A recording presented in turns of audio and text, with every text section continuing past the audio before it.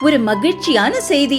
இதயம் நலனையின் விலை லிட்டருக்கு ரூபாய் 105 குறைஞ்சிருக்கு.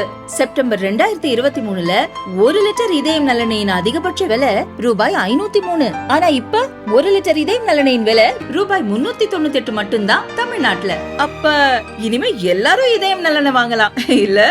இனிய வணக்கங்கள். ஹீட் எக்ஸ்சேஞ்சர்ஸ் தெர்மல் டிசைன் மற்றும் heat exchangers mechanical design, heat exchangers operation performance and maintenance என்ற இந்த 3 புத்தக வெளியீட்டு விழா நிகழ்ச்சியில் பங்கேற்பதில் மிகுந்த மகிழ்ச்சி. இந்த புத்தகத்தை எழுதிய எங்களுடைய அன்பு சகோதரர் குப்பன் அவர்களுக்கு என்னுடைய மனமார்ந்த நன்றிகளையும் பாராட்டுகளையும் தெரிவித்துக் கொள்கின்றோம். ஏன்னா அவர் செய்யார் பக்கத்தில் இருக்கக்கூடிய ஒரு எளிமையான கிராமத்தில் பிறந்து இந்த மாதிரி இந்த புக்கு படிக்கிறதுக்கு மேலே பார்க்கறதுக்கே பயமாக இருக்குது. அவ்வளோ பெரிய பெரிய புத்தகங்கள் உள்ளே இருக்கக்கூடிய அந்த டிராயிங் தான் நம்மளால் புரிஞ்சிக்க முடியும். அந்த வார்த்தைகளை அந்த இன்ஜினியரிங் பொறியியல் கல்லூரி மாணவர்களும் இந்த விஷயம் தெரிந்தவர்கள் மட்டுமே அதை தெரிந்து கொள்ளக்கூடிய ஒரு ஒரு ஒரு புத்தகமாக இது அமைந்திருக்கிறது. அதையெல்லாம் அந்த எங்கள் அப்பா அந்த கிராமத்தை பற்றி இவர் சொன்னார். இன்றைக்கி எங்களுடைய தந்தையுடைய கிராமத்திற்கு அருகில் உள்ள ஒரு கிராமம். அந்த கிராமத்தில் ஒரு எளிமையான கிராமத்திலிருந்து பிறந்து இந்த மாதிரி ஒரு இவ்வளோ அட்வான்ஸ்டாக டெக்னாலஜி மட்டும் இல்லாமல் ஒரு ஆங்கில புலமையோடும் அதை அட்வான்ஸ்டாக எழுதி இதையெல்லாம் கொண்டு வந்திருக்கக்கூடிய அவங்களுக்கு எங்களுடைய மனமார்ந்த நன்றிகள். ஏன்னா இது ஃப்யூச்சர், இதை பற்றி தெரிந்து கொள்ள வேண்டும் என்று நினைக்கும் மாணவர்கள் இந்த புத்தகம் ஒரு ஒரு அதாவது அமெரிக்காவில் இந்த புத்தகம் அதிகமாக விற்பனையாகிறது. அதே சமயம் அது சீன மொழியில் சீனாலேருந்து தான் எல்லோரும் என்ன நினைப்பாங்க, அங்கே தான் பயங்கர டெக்னாலஜின்வாங்க இன்றைக்கி. ஆனால் இவருடைய புத்தகம் சீன மொழியில் மொழிபெயர்க்கப்பட்டு அங்கே 3500 காப்பி விற்றுருக்குது அப்படின்னு அவர் சொல்லும் பொழுது, அப்போ இந்த புத்தகத்தின் மகத்துவத்தை நாம் புரிந்து கொள்ள வேண்டும். அதை இவர் சொல்லும்போது தான் எனக்கு தெரியுது இது எத்தனை பேருக்கு பயன்படும். அது ஒரு காம்ப்ரிஹென்சிவ் புக்கு. ஒரு சாதாரணமாக ஒரு விஷயத்தை எடுத்து அதை ஒரு பக்கம் மட்டும் அலசாமல் அதில் இருக்கக்கூடிய அத்தனை டெக்னிக்கல் நியூவன்சஸையும் அலசி இப்படிப்பட்ட ஒரு புகைப்படங்கள், கேட் டிராயிங், எழுத்து, தியரி மட்டுமில்லாமல் ப்ராக்டிக்கலாக அது எப்படி தேவைப்படும் என்பதையெல்லாம் இந்த புத்தகத்தில் அவர் பதிவு செய்திருக்கிறார். இது இன்னும் எத்தனை வருஷம் ஆனாலும் இந்த புத்தகம் எல்லாரும் வாங்கி படிப்பாங்க. பசங்களுக்கு அது உபயோகமாக இருக்கும். இன்றைக்கி போய் ஏதாவது ஒரு விஷயம் தேடணும்னா நம்ம லைப்ரரிக்கு போகிறோம். இப்போ யாரும் லைப்ரரிக்கு கூட போகிறதில்ல. கூகுளில் போயிட்டு விக்கிபீடியாவில் போய் சர்ச் பண்ணி எடுத்துக்கிறாங்க. இப்போ இந்த புத்தகங்களுடைய அத்தனை விஷயங்களும் இன்றைக்கி அதில் இருந்ததுக்குன்னா இப்போ டிஜிட்டலில் இருந்தால் பசங்க அதை படிப்பாங்க, நிறைய விஷயங்களை தெரிந்து கொள்வார்கள். இன்னும் நம்மளுடைய தொலைநோக்கு பார்வையுடன் அதையெல்லாம் அவர்கள் புரிந்து கொள்வார்கள். எப்படிப்பட்ட ஒரு அருமையான புத்தகங்களை நீங்கள் தொடர்ந்து எழுதி அதை வெளியிட்டிருக்கிறீர்கள். இன்னும் கூட உங்களுடைய பணி, நீங்கள் ஓய்வு பெற்றாலும் கூட உங்களுடைய பணி இன்னும் எழுத்து பணியும் உங்களுக்கு ஆசிரியர் பணியும் இன்னும் மக்களுக்கு விழிப்புணர்வு பணியும் தொடர்ந்து செய்து கொண்டிருக்கிறீர்கள். அதனால் உங்களுக்கு என்னுடைய மனமார்ந்த நன்றிகளை நான் இன்னைக்கு தெரிவித்துக் கொள்கின்றேன். மேடையில் அமர்ந்திருக்கும் என்னுடைய அன்பு சகோதரி மேதக ஆளுநர் அம்மா அவர்களுக்கும், தமிழிசை சவுந்தரராஜன் டாக்டர் மருத்துவர் தமிழிசை சவுந்தரராஜன் அக்கா அவர்களுக்கு என்னுடைய மனமார்ந்த நன்றியை தெரிவித்துக் கொள்கிறேன். ஏன்னா இன்றைக்கி அவங்கள பார்க்குறது எனக்கு ரொம்ப சந்தோஷம். நிறைய நிகழ்ச்சிகளில் நாங்கள் மேடைகளை பகிர்ந்து கொண்டு நிறைய பேசி கொண்டிருப்போம். இன்று இந்த புத்தக வெளியீட்டு விழாவில் உங்களை சந்தித்ததில் மிகவும் மகிழ்ச்சி. அதுவும் கூட சமீப காலத்தில் மதுவுக்காக தொடர்ந்து போராடி கொண்டிருக்கும், குரல் கொடுத்து கொண்டிருக்கும் எங்களுடைய அன்பு தந்தை அவர்களுக்கும், குமரியானந்தன் ஐயா அவர்களுக்கும் இன்றைக்கி எங்களுடைய மனமார்ந்த நன்றியை நாங்கள் தெரிவித்துக் கொள்கின்றோம். நாங்கள் இன்றைக்கி ரயில்வே துறை, இன்றைக்கி நான் ரயில்வே நிகழ்ச்சி அப்படின்றதுனால ரயில்வே துறையில் தான் அவர் பணிபுரிந்து இன்றைக்கி இவ்வளோ தூரம் கொண்டு வந்திருக்காங்க இத்தனை புத்தகங்களை. அதில் ரயில்வே துறை என்பது மனதுக்கு இனிய துறை. எல்லாருமே அதில் உபயோகப்படுத்தி நம்ம ரயில்வே துறையில் எல்லாருக்கும் தெரியும். எனக்கு ரொம்ப பிடிச்சமான விஷயம் என்னென்னா 2004லேருந்து 2009 நான் புதுடெல்லியில் என்னுடைய கணவர் மருத்துவர் அன்புமணி ராமதாஸ் அவர்கள் சுகாதாரத்துறை அமைச்சராக அங்கே பதவி வகித்த பொழுது ரயில்வே அமைச்சரகத்திலையும் பாட்டாளி மக்கள் கட்சி அமைச்சர்கள் இருந்தார்கள். குறிப்பாக 11 மாதமே என்றாலும் கூட எங்களுடைய அன்பு சகோதரர் ஏகே மூர்த்தி அவர்களும் ரயில்வேயில் அமைச்சராக பணிபுரிந்தார்கள். அதே போல் 5 வருடங்களும் எங்களுடைய பெரியவர் அமைச்சர் முன்னாள் அமைச்சர் தொடர்வண்டித்துறை அமைச்சராக இணையமைச்சராக பணியாற்றிய அரங்கவேலு அவர்களும் அங்கே பணியாற்றினார்கள். என்ன அங்கே நடக்கும்ன்றது எனக்கு தெரியும். ஏன்னா ஒரு ஜீரோ வரும் நான் பார்ப்பேன். இன்றைக்கி ஹெல்த் அண்ட் ஃபேமிலி வெல்ஃபேருக்கு 10 கொஷின் வருதுன்னா ரயில்வேக்கும் ஒரு கொஷின் வரும். அதிகமான கேள்விகள் வந்து 0 ஹவரில் வந்து பார்த்திங்கன்னா ஹெல்த்துக்கு வரும், அப்புறம் அக்ரிகல்ச்சர் எஜுகேஷன் அதாவது விவசாயத்துக்கோ கல்விக்கு வரும், அடுத்ததாக ரயில்வேக்கு அதிக கேள்விகள் வரும். அதனால் இவங்க 2 பேருமே அங்கே 0 ஹவரில் உட்காந்து நிறைய கேள்விகளுக்கு பதில் சொல்லிட்டு இருப்பாங்க. நான் அதை பார்ப்பேன். எல்லாருக்கும் ரயில்வே துறையில் நம்ம என்ன செய்தோம், அந்த தமிழ்நாடு நான் வந்து பாட்டாளி மக்கள் கட்சி சார்பாக சென்ற அமைச்சர்கள் இதையெல்லாம் சாதித்தார்கள் என்று நாம் சொல்வதை பெருமையாக கருதினாலும் தமிழ்நாட்டிலிருந்து சென்ற நம்முடைய தமிழக அமைச்சர்கள் என்ன சாதித்தார்கள் என்று ஏதாவது சொல்ல வரணும். ரயில்வேல பார்த்தீங்கன்னா உங்களுக்கு எல்லாருக்கும் தெரியும், இந்த சேலம் டிவிஷன் ஒன்று ஆரம்பித்தாங்க. இந்த சேலம் டிவிஷன் என்பது சேல கோட்டம், அது வந்து முதல்ல கிடையாது. அதாவது கிட்டத்தட்ட பார்த்தீங்கன்னா இன்றைக்கி அது வந்து மூதறிஞர் ராஜாஜி அவர்கள் காலத்திலிருந்தும் கர்ம வீரர் காமராஜர் அவர்கள் காலத்திலிருந்தும் சேலம் தனியாக ஒரு கோட்டம் வேண்டும் என்று கேட்டுக்கொண்டிருந்தார்கள். ஆனால் அது அப்போ நடக்கலை. ஆனால் 2004 2009 அந்த இடைப்பட்ட காலத்தில் நடந்தது. இன்ஃபேக்ட் அதுக்கு வந்து அவ்வளோ பெரிய எதிர்ப்பு இருந்தது, பிரிக்கக்கூடாது. எப்போ வந்து ஏன்னா அது பால்காட்டுன்னு ஒரு செக்ஷன் இருக்கு இல்லைங்களா, பால்காட்டுன்ற கேரளாவில் தான் இருந்தது. கேரளாவில் தான் அது ஒரு கோட்டமாக இருந்தது. சேலத்துக்கோ இல்லை அருகில் உள்ள பக்கத்தில் இருக்கக்கூடிய எந்த ஒரு மாவட்டத்திற்கோ ரயில்வேயில் ஏதாவது ஒரு விஷயம் செய்யணும்னா பால்காட்டில் தான் போய் கேட்கணும், நம்ம தமிழ்நாட்டில் கேட்க முடியாது. ஆனால் அதை வந்து பிரிக்க வேண்டும் என்று கேட்டு கிட்டத்தட்ட வந்து அவங்க சீஃப் ஜஸ்டிஸ் ஆஃப் இந்தியா வந்து அப்போ அவர் மாண்புமிகு பாலகிருஷ்ணன் அவர்கள் இருந்தார்கள். அவர்களிடம் கூட போய் சண்டை போட்டு எல்லாம் கேட்டு வாங்கியிருக்கிறாங்க. அப்புறமா தான் பிரித்தாங்க. ஏன்னா என்ன பயம்னா, பால்காட் செக்ஷன்லேருந்து இந்த சேலத்தை பிரிச்சுட்டா அந்த செக்ஷன் எப்படி வேலை செய்யும், அது வந்து நஷ்டத்தில் ஓடும் அப்படின்னு நினச்சிட்டாங்க. ஆனால் இன்றைக்கி பிரித்ததுனால சேலம் கோட்டமும் லாபத்தில் நல்லா ஓடிக்கொண்டிருக்கிறது, பால்காட்டு செக்ஷனும் இன்றைக்கி நல்லா பர்ஃபார்ம் பண்ண, அந்த டிவிஷனும் பர்ஃபார்ம் பண்ணுறது உண்மை தானே இல்லைங்களா? 2 டிவிஷனுமே நல்லா பர்ஃபார்ம் பண்ணிகிட்ருக்கு. அதாவது இது வந்து மிகப்பெரிய போராட்டம். இதை எப்படி பண்ணாங்கன்னே அது வந்து பார்த்தா எவ்வளோ பெரிய சண்டையை போட்டு பண்ணிட்டாங்க. எனக்கு நல்ல ஞாபகம் இருக்குது, இதை நம்ம பண்ணியே இதை நாம் செய்தே ஆக வேண்டும், சேலம் கோட்டத்தை தனியாக கொண்டு வந்தே ஆக வேண்டும் என்பது மருத்துவர் ஐயா அவர்கள் அவருடைய அமைச்சருக்கு இட்ட கட்டளை. கண்டிப்பாக செய்யணும். யாராலும் செய்ய முடியலனாலும் பரவாயில்ல, நாம் அதை செய்து காட்ட வேண்டும். நம் மக்களுக்கு அதை நம்ம கண்டிப்பாக செய்து கொடுக்க வேண்டும். சேலம் கோட்டம் தனியாக கொண்டு வர வேண்டும் என்று மருத்துவர் ஐயா அவர்கள் இட்ட அந்த பணியை வந்து நம்முடைய அமைச்சர்கள் வந்து அவ்வளோ அழகாக அதை செய்தார்கள். இன்றைக்கி 2 செக்ஷனுமே நல்லா ஓடுது. பால்காட்டு டிவிஷனும் சக்ஸஸ்ஃபுல்லாக ஓடுது, சேலம் டிவிஷனும் ரொம்ப பிரமாதமாக நடந்து கொண்டிருக்கிறது. அதே போல் தமிழ்நாட்டில் உள்ள எல்லா மீட்டர் கேஜையும் ப்ராட் கேஜாக மாற்றிய பெருமையும் அந்த சமயத்தில் தான் பாட்டாளி மக்கள் கட்சி மந்திரிங்களுக்கு தான், ரயில்வே அமைச்சர்கள் தொடர்வண்டித்துறை அமைச்சர்களுக்கு போய் சேரும். ஏன்னா மீட்டர் கேஜெல்லாம் ப்ராட் கேஜ் ஆக்கியாச்சு. ஆனால் இருந்தாலும் நிறைய இடத்துல நடந்திருக்கிறது, நிறைய இடத்துல நடக்கவில்லை. ஏனென்றால் அதுக்கு வந்து ஃபைனான்ஸ், அதற்கான ஒரு பண பிரச்சனைகள் காரணமாக நடக்காமல் இருக்குது. ஆனால் கேரளாலலாம் பார்த்தீங்கன்னா எல்லாமே ப்ராட்கேஜ் ஆயிடுச்சு. தமிழ்நாட்டிலையும் இருக்குது, தமிழ்நாட்டில் எல்லாமே அதை செய்து முடித்தாகி இருக்க வேண்டும். ஆனால் அது கொஞ்சம் நடந்து கொண்டிருக்கிறது. அதே போல் உங்கள் எல்லாருக்கும் தெரியும், அந்த platform beautification of the railway platforms. அந்த பிளாட்ஃபார்ம் இருக்குதுன்னு வச்சிங்களேன், ஒரு நடை மேடை இருக்கும், அங்கே நடைபாதை இருக்கும். இந்த ஸ்டேஷன் அந்த தொடர்வண்டியில் இருக்க அந்த இடத்துல இருக்கக்கூடிய ரயில்வே ஸ்டேஷனை அதை நவீனப்படுத்துவது, அதற்கான பயணிகளுக்கான வசதிகளை மேம்படுத்துவது போன்ற எல்லா விஷயங்களையும் அந்த சமயம் நாம் செய்திருக்கிறோம். அதே போல் கெப்பாசிட்டி யூட்டிலைசேஷன் என்று சொல்வார்கள். அதாவது இருக்கிற இன்ஃப்ராஸ்ட்ரக்சர், இப்போ நீங்கள் ஒன்று யோசிச்சு பாருங்கள், டைம் மேனேஜ்மெண்ட்டுன்னு சொல்கிறோம். எல்லார்கிட்டையும் ஒரே டைம் தான், எல்லார்கிட்டையும் 24 மணி நேரம் தான் இருக்குது. அந்த 24 மணி நேரத்தில் யார் அதை ஒழுங்காக நிர்வகிக்கிறார்களோ அவங்க நிறைய விஷயங்களை செய்ய முடியும். அதுதான் டைம் மேனேஜ்மெண்ட். அதே போல் இங்கே இருக்கக்கூடிய இன்ஃப்ராஸ்ட்ரக்சர், இப்போ ஒரே ஒரு தண்டவாளம் இருக்குன்னா அதில் ஒரு ரயில் விட்டால் அது பிரயோஜனம் இல்லை. அதுலேயே 10 ரயில் போச்சுன்னா அப்போ அதிகமான பேர் பயனாளிகளாக இருப்பார்கள். அந்த மாதிரி ஒரு விஷயங்களை செய்தது. கெப்பாசிட்டி யூட்டிலைசேஷன் வந்து அதிகப்படுத்தியது. நீங்கள் அந்த இருக்கிற இன்ஃப்ராஸ்ட்ரக்சர் இருக்கிற அந்த கட்டமைப்புகளை வைத்துக்கொண்டு எப்படி நம்ம அதிகமான ரயில்களை இயக்குவது, எப்படி வந்து அதிக பயனாளிகளை போய் சென்றடைவது போன்ற விஷயங்களையும் அந்த சமயத்தில் செய்தார்கள். எந்த அடிஷ்னல் இன்வெஸ்ட்மெண்ட்டுமே கிடையாது. அதற்கு நிறைய எக்ஸாம்பிள், நிறைய உதாரணங்கள் இருக்கிறது. ஆனால் அதெல்லாம் சொன்ன நேரம் ஆகிடும். இருந்தாலும் ஒரு சிலது மட்டும் நான் சொல்கிறேன். இப்போ உங்களுக்கு எல்லாருக்கும் தெரியும், இந்த கேன்டோன்மெண்ட் வேலூர்லேருந்து சென்னை ஒரு ரயில் இருக்குது.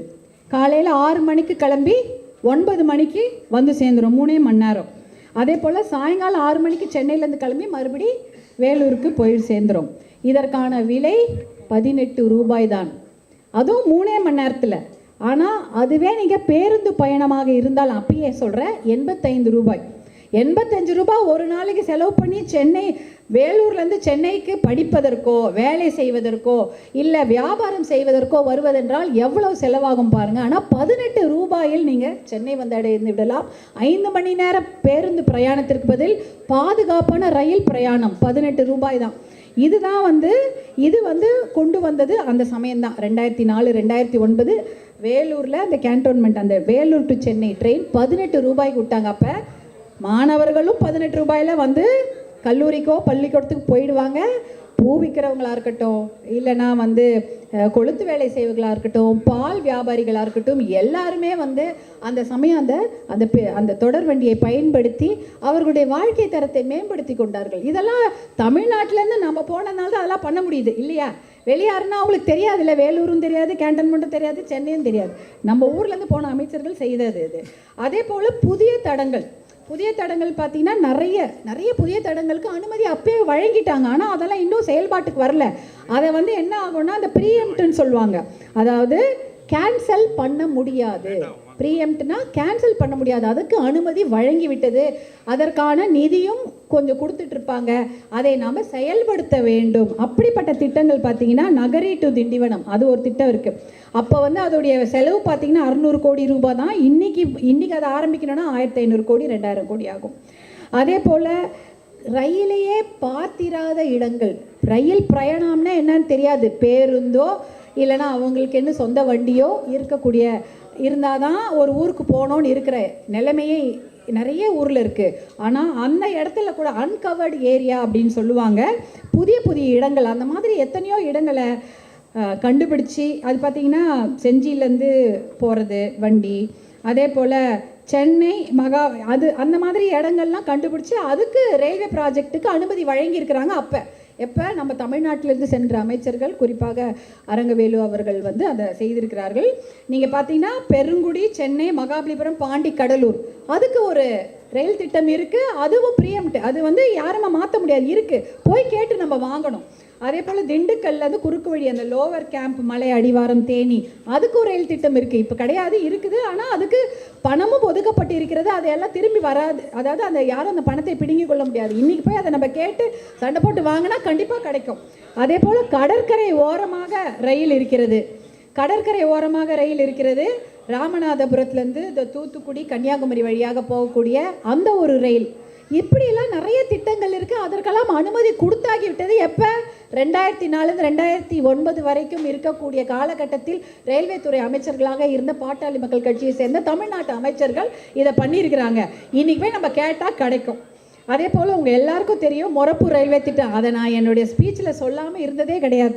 தருமபுரியில் இருக்கக்கூடிய மொரப்பூர் ரயில்வே திட்டம் அது ஒரு திட்டம். அந்த மொரப்பூர் ரயில்வே திட்டம் பார்த்தீங்கன்னா அந்த வேர்ல்டு வார்ன்னு சொல்லுவாங்க இல்லையா, உலகப்போர், 2வது உலகப்போரில் அந்த அவங்க தளவாடங்கள் இல்லை, துப்பாக்கி இல்லை, கத்தியெல்லாம் வேணுன்றதுக்காக அந்த மொரப்பூர் ட்ரெயின் ட்ராக்கு, அந்த தண்டவாளங்களை பெயர்த்து அதை இராணுவ தளவாடங்கள் செய்து கொள்வதற்காக உடைச்சிட்டாங்க. அதனால் பார்த்தீங்கன்னா அங்கே பெரிய கேப் இருக்கும் அந்த மொரப்பூரில். ஆனால் அந்த மொரப்பூர் அந்த ட்ராக் இருந்திருந்தால் மக்கள் வந்து ரொம்ப ஒரு 2 மணி நேரம் 3 மணி நேரத்தில் அவங்க வந்து அவங்களுடைய இடங்களுக்கு போய் சென்றடைந்திருப்பார்கள். தருமபுரிக்கு வந்திருக்கலாம், சென்னைக்கு வந்திருக்கலாம், எதுவுமே கிடையாது. நடுவில் இவ்வளோ பெரிய கேப்பு. அதனால் எல்லாம் சுற்றிட்டு தான் போவாங்க. 1 மணி நேரத்தில் வரக்கூடிய இடத்துக்கு ஒரு 6 மணி நேரம் சுற்றிக்கிட்டு தான் அவங்க போகணும். இந்த மொரப்பூர் ரயில்வே திட்டம் மட்டும் செயல்படுத்தப்பட்டு விட்டால் தருமபுரி மக்களுக்கு வந்து ரொம்ப ஈஸி. அவங்க வந்து ரொம்ப எளிதாக எல்லா ஊர்களுக்கும் போய் சேரலாம். ஆனால் அந்த ட்ராக் நடுவில் அவ்வளோ பெரிய இடத்துல கேப் ஆயிடுச்சு. அதுக்காக தான் எனக்கு நல்ல ஞாபகம் இருக்குது, தருமபுரி பாராளுமன்ற உறுப்பினராக அப்பொழுது இருந்த மருத்துவர் செந்தில் அவர்கள் 2004 நடைபயணம்லாம் போனாங்க எங்களுக்கு இது வேணும்னு கேட்டு. அதே போல் 2014 மருத்துவர் அன்புமணி ராமதாஸ் அவர்கள் தருமபுரி பாராளுமன்ற உறுப்பினராக வெற்றி பெற்ற பிறகு எவ்வளோ அதற்காக ஒரு 19 முறை அமைச்சர்களை பார்த்துருப்பாங்க. அமைச்சர்களே மாறிட்டாங்க. 3 அமைச்சர்கள். அவர் முதல்ல பார்க்கும்போது அவர் மாண்புமிகு சதானந்த கவுடா அவர்கள் அமைச்சராக இருந்தார்கள். அடுத்தது மாண்புமிகு சுரேஷ் பிரபு அவர்கள் அமைச்சராக இருந்தார்கள். கடைசியாக மாண்புமிகு பியூஷ் கோயல் ஜி அவர்கள் அமைச்சராக இருந்தார்கள். அவர்கள் வீட்டிலே போய் இவர் உட்காந்து பாரான் 19வது டைம்லாம். நீங்கள் வந்து கொடுக்கலன்னா நான் உங்கள் வீட்டிலே உட்காந்துக்குவேன் சார், எனக்கு வந்து எனக்கு என்னுடைய தொகுதிக்கு மொரப்பூர் ரயில்வே திட்டத்தை நீங்கள் அனுமதி கொடுங்கன்னு. ஆனால் தாய் உள்ளத்தோடு அதுக்கு அனுமதி கொடுத்து அதற்கான நிதி ஒதுக்கீடும் செய்தார்கள். மிகப்பெரிய பிரம்மாண்டமாக ஒரு விழாலாம் எடுத்தாங்க. 2019 நினைக்கிறேன் அந்த மொரப்பூர் ரயில்வே திட்டத்தை துவக்கினார்கள். ஆனால் அதற்கப்புறம் அது தொடர முடியாமல் ரொம்ப பொறுமையாக போய்விட்டது. ஏன்னா அதை கொண்டு போய் கேட்கறதுக்கு ஆள் இல்லை. நம்ம போய் கேட்கணும், கேட்டால் தானே செய்வாங்க. எதுவுமே வந்து நம்ம கேட்கணும், அதற்கு தொடர் முயற்சி இருக்க வேண்டும். அதை செய்யறதுக்கு அங்கே அதுக்கப்புறம் தருமபுரியில் முடியவில்லை என்பதால் அங்கே அப்படியே அந்த திட்டம் வந்து பொறுமையாக நத்தை வேகத்தில் தான் போய் கொண்டிருக்கிறது. இதெல்லாம் வந்து மருத்துவர் அன்புமணி அவர்கள் வந்து மொரப்பூர் ரயில்வே திட்டத்தை அமைச்சர்கிட்ட கேட்டு அனுமதி வாங்கி அதற்கான நிதி ஒதுக்கீடும் பெற்று அந்த திட்டத்தை துவக்கி வைத்தார்கள். அதை கண்டிப்பாக நிறைவேற்ற வேண்டும். அதற்கான முயற்சிகளை நம்ம தொடர்ந்து செய்து கொண்டிருக்கின்றோம். இதெல்லாம் வந்து ரயில்வேன்றது வந்து இன்றைக்கி நம்ம நினச்சிட்டு இருக்கிறோம். அதே போல் கிருஷ்ணகிரி, ஜோலார்பேட்டை, ஹோசூர் எல்லாம் சேங்ஷன் ஆகிட்டு இம்ப்ளிமெண்டேஷனில் அதை செயல்படுத்த முடியாமல் பணப்பற்றாக்குறை இல்லை சமயம் அதை போய் கேட்காம இருக்கிறதுனால எல்லாம் அப்படியே பாதியாக இருக்குது. ஆனால் இவை எல்லாமே அனுமதி கொடுத்தது. இதெல்லாம் நான் வந்து காலையில் எங்களுடைய பெரியவர் அரங்கவேலுஜி அவர்களிடம் கேட்டு தெரிந்து கொண்டேன், என்ன சொல்லுங்கள், என்ன பண்ணீங்கன்னு. அதில் முக்கியமான ஒரு விஷயம் அவர் சொன்னார். அந்த பாம்பன் பாலத்தில் மேல் ஒரு ரயில் பாலம் ஒன்று வேணும், பாம்பனில் வேணும். அப்போ தான் அவர் ஊருக்கு போனால் நல்லாயிருக்கும், எல்லாரும் கிராம மக்கள் உபயோகப்படுத்தி கொள்வார்கள் என்ற அந்த ஒரு விருப்பத்தை தெரிவித்த உடனேயே அமைச்சரகத்தில் எல்லாம் இதை பற்றி விவாதித்து 1000 கோடி இதில் வருதா ரயில்வே அமைச்சகத்தில் அப்போ இது விவாதம் செய்து 1000 கோடி குளோபல் டெண்டர் இருந்தால் தான் இந்த பாலத்தை கட்டி முடிக்க முடியும்னு சொல்கிறாங்க. அப்பொழுது வந்து நம்முடைய அமைச்சர்கள் தமிழகத்திலேருந்து சென்ற நம்முடைய ரயில்வே அமைச்சர்களான அரங்கவேலுஜி அவர்களும் இவங்கெல்லாம் சேர்ந்து ஒன்று சேர்ந்து இதை பற்றி ஒரு பெரிய ஆராய்ச்சியை செய்து 250 கோடியில் அந்த ரயில்வே பாலத்தை கட்டி முடிக்கிறாங்க. கட்டி முடித்து அவருக்கு பவர் பாயிண்ட் ப்ரெசன்டேஷனில் போட்டு காமிச்சுட்டு அவ்வளோ சந்தோஷப்பட்டுட்டு இது ஒரு மிகப்பெரிய சாதனை, இதையெல்லாம் நீங்கள் பதிவு பண்ணுங்கன்னு அவர் யார், நம்மளுடைய அன்பு நம்ம மனதில் நீங்கள் இடம் பெற்று இருக்கக்கூடிய நம்முடைய பிரசிடெண்ட்டாக இருந்தக்கூடிய நம்முடைய ஏபிஜே அவர்கள் வந்து சொல்கிறாங்க, இந்த மாதிரி இதெல்லாம் சாதனையெல்லாம் பதிவு பண்ணுங்கள், இதெல்லாம் எவ்வளோ பெரிய விஷயம், மக்களுக்கு சேவை செய்யக்கூடிய விஷயம் அப்படின்ற விஷயத்தெல்லாம் சொல்கிறாங்க. இப்படி நிறைய விஷயங்களை ரயில்வே துறையில் சொல்லலாம். இதெல்லாம் நான் வந்து தமிழ்நாட்டுக்கு மட்டும் சொல்கிறேன். இந்திய ரயில்வே துறையில் நாம் சாதித்தது அதை விட அதிகம். உங்கள் எல்லாருக்கும் தெரியும், நஷ்டத்தில் ஓடிக்கொண்டிருந்த ரயில்வே துறை 89,000 கோடி சர்ப்ளஸில் அந்த சமயம் தான் ஓடுச்சு. அப்போ வந்து அதில் இவர் இணையமைச்சராக தான் நம்ம பாட்டாளி மக்கள் கட்சி அமைச்சர்கள் இருந்திருக்கிறாங்க. இருந்தாலும் அதில் அமைச்சராக இருந்திருக்கக்கூடிய மாண்புமிகு லாலுஜி அவர்கள் வந்து நீங்கள் இதெல்லாம் நல்லா செய்யுங்க அப்படின்னு அவர்களுக்கு வந்து சுதந்திரம் கொடுக்கவும் நிறைய விஷயங்களை நாம் செய்ததுனால தான் இந்தியாவிலே அது வந்து சர்ப்ளஸ் ஆக 89,000 கோடி சர்ப்ளஸாக அது ஓடிக்கொண்டிருக்கிறது. இதெல்லாம் வந்து ஒரு ஃபைனான்ஸ், நம்ம என்ன பண்ணுறோம் இதை பற்றி இது வந்து ஒரு ஓவரால் வியூன்னு நம்ம சொல்லிட முடியாது. ரயில்வே துறையை பொறுத்த வரைக்கும் ஒரு சோஷியல் ஆஸ்பெக்ட்னு பார்த்தீங்கன்னா, வண்டியில் காசு கொடுத்துட்டு ஏறிட்டா அது யாராவது ஏழையாக இருந்தாலும் சரி பணக்காரங்க ஒன்றா உட்காந்து தான் போகணும். இந்த மதமாக இருந்தாலும் சரி எந்த ஜாதியாக இருந்தாலும் சரி எல்லோரும் ஒன்றா உட்காந்து தான் போவாங்க. அந்த ஒரு இந்தியாவை ஒருங்கிணைத்த ஒரு சமூக பார்வையுடைய ஒரு ரயில்வே துறை நிறுவனம். அந்த நிறுவனத்திலிருந்து இன்றைக்கி இவர் வந்து இவ்வளோ பெரிய சாதனைகளை நீங்கள் செய்திருக்கிறீங்க. உங்களுக்கு எங்களுடைய மனமார்ந்த வாழ்த்துக்கள், நன்றிகளை தெரிவித்துக் கொள்கின்றேன். நாங்களும் பசுமை தாயகம் சார்பாக அடுத்த ஒரு நிகழ்ச்சியெலாம் நாங்கள் தயார் பண்ணி கொண்டிருக்கின்றோம். இப்போ ஏன்னா நான் பசுமை தாயகத்துலேருந்து வந்ததுனால அந்த விஷயத்தை சொல்லிக்கொள்கிறேன். ஏன்னா அதிகமான உங்கள் எல்லாருக்கும் தெரியும், நாம் சென்னையில் இருக்கிறோம். நம்ம சென்னையில் வந்து அதிகமாக நம்மளை வந்து எந்த பார்க்குது அப்படின்னு பார்த்தீங்கன்னா, அதிகமான பறவைகள் தமிழ்நாட்டிலே வருவக்கூடிய ஒரே இடம் மாநகரம் பார்த்திங்கன்னா சென்னை தானா. தமிழ்நாட்டில் இருக்கக்கூடிய அத்தனை பறவைகளில் 40% வலசை போகும் மைக்ரேட்டரி பேர்ட்ஸ் சென்னைக்கு தான் வருது. அதை பற்றிய ஒரு விழிப்புணர்வு நிகழ்ச்சியை நாங்கள் பசுமை தாயகம் சார்பாக நாங்கள் நடத்த காத்து கொண்டு இருக்கின்றோம். ஏன்னா அதிகமான சதுப்பு நிலங்கள் இருக்கக்கூடிய மாநிலமும் தமிழ்நாடு தான். இந்தியாவில் அதிகமான சதுப்பு நிலங்கள், மார்ஷ்லேண்ட்ஸ், வெட்லேண்ட்ஸ்ன்னு சொல்கிறோமே, இருக்கக்கூடிய மாநிலம் தமிழ்நாடு தான். அதை எப்படி நாம் பாதுகாக்கிறது? ராம்சார் சைட்டுன்னு சொல்லுவாங்க அந்த வெட்லேண்ட்ஸ், அதை சுற்றி நாம் எதுவுமே செய்யக்கூடாது. வெட்லேண்டை ப்ரொடெக்ட் பண்ணோன்னா முதல்ல எது வெட்லேண்டுன்னு கண்டுபிடிக்கணும், எது ஈரநிலம், எது சதுப்பு நிலம், எது மார்ஷ்லேண்டுன்னு கண்டுபிடிக்கணும். இவ்வளோ பெருசா இவ்வளோ சின்னதா அதை அளவெடுத்து நாம் அதை கண்டுபிடித்தோம் என்றால் அந்த இடத்துல நாம் நம்மளுடைய இயற்கையை பாதுகாக்கக்கூடிய ஒரு இடமாக அதை நாம் பாதுகாக்கக்கூடிய ஒரு இடமாக நம்ம அறிவிக்கலாம். அந்த மாதிரி ஒரு நிகழ்ச்சியை பசுமை தாயகம் சார்பாக நாங்கள் கொண்டு செல்ல இருக்கின்றோம். அதற்கு உங்களுடைய எல்லோருடைய ஆதரவும் எங்களுக்கு வேண்டும் என்று கேட்டுக்கொண்டு, இந்த நிகழ்ச்சிக்கு என்னை அழைத்து எனக்கு சிறப்பு செய்து எனக்கு இந்த வாய்ப்பை தந்த எல்லோரையும் சந்திக்கக்கூடிய வாய்ப்பு, என்னுடைய அக்காவையும் சந்திக்கக்கூடிய வாய்ப்பு, மற்றும் இங்கே எல்லாரையும் நான் பார்த்தேன். ரயில்வே துறையிலேருந்து வந்திருக்கிறீங்க, எல்லாரும் கல்வித்துறையிலேருந்து வந்திருக்கீங்க, எல்லா துறையிலும் வந்திருக்கக்கூடிய உங்கள் எல்லாரையும் சந்திக்க வாய்ப்பு, ஊடகத்துறையும் இன்றைக்கி சந்திக்க வாய்ப்பு கிடைத்தது. உங்கள் எல்லோருக்கும் என்னுடைய மனமார்ந்த நன்றியை தெரிவித்துக் கொள்கின்றேன். நன்றி, வணக்கம்.